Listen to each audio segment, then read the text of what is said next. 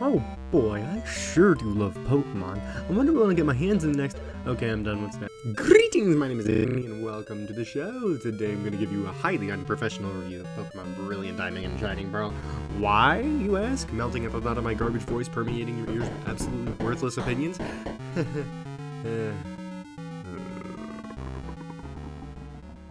Anyway, I do have a lot to discuss with my experiences, and I suppose I should begin with...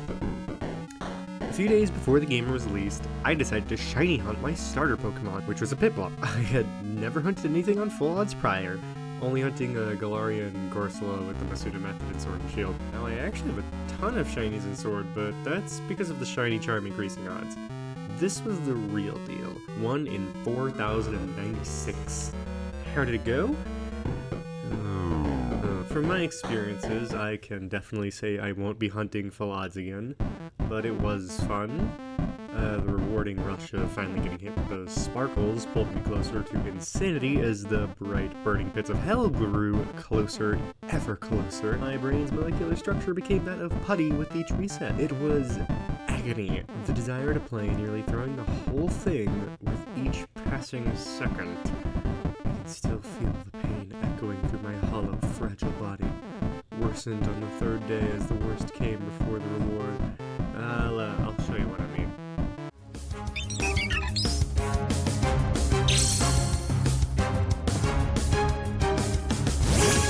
You can imagine my rage, my fury, tearing apart the very fabric of reality around me, only satiated by the newfound knowledge that shinies are real, and not a myth that was whispered into my ears by the demons haunting my every step. So did I get it? Yes! After that experience, I was fired up to play the actual game.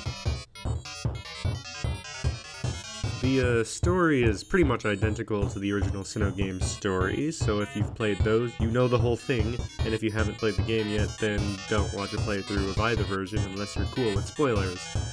As for my opinions of the story, I thought it was okay.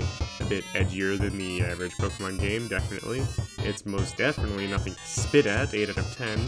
Unfortunately, I'm not going to press further on the story, for I'm a man of kindness, and find that playing it is better than hearing it. Gameplay is the same as ever, which is good, as a severe change to the formula would have felt unwanted by those who wished for Sinnoh Remake. However, I can't help but feel that the tweaks make this game a little awkward. For example, HMs are gone, which is wonderful, but it makes the gameplay slightly different to the originals, which might make those who crave the fully fledged remake a little upset. Fortunately, you can use certain moves like Dig, like you used to be able to prior in Gen 7, which is great. Love the ability to just use Teleport in the middle of nowhere, get me right back to that Pokemon Center. Battles are also pretty similar, with difficulty varying based on your team, as always. If you build an awkward enough team and stockpile revives, you too can beat Cynthia on the first attempt. My team consisted of Empoleon, Mew, Crobat, Gastrodon, Dialga, and Chimecho by the end of the game. Fucking Chimecho. As is a custom for me, I had to complete the regional dex, which, in the case for this game, was absolutely horrible. Most Pokemon required trading to obtain, which isn't that bad when you have easy access to friends, but then there are the trees. Those damn honey trees can suck an egg. I'd rather paint a fence than wait another 6 hours praying to God that it's a Heracross. I got so fed up that I ended up just trading for one, only to find my own Heracross 30 minutes later.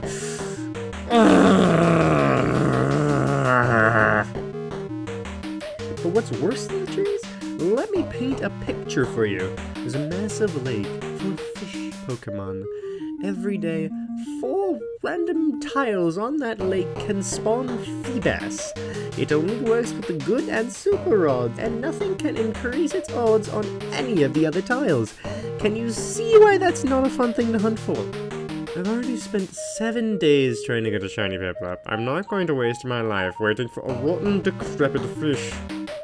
Spiritomb is also annoying to get on account of his whole encounter gimmick, but I honestly didn't have much of a problem with him. It wasn't until I found out that I don't get the shiny charm from completing the dex that I lost it completely. I'm not going to complete the national dex. It's just a waste of time and makes me angry as I have no means of doing so on my Switch.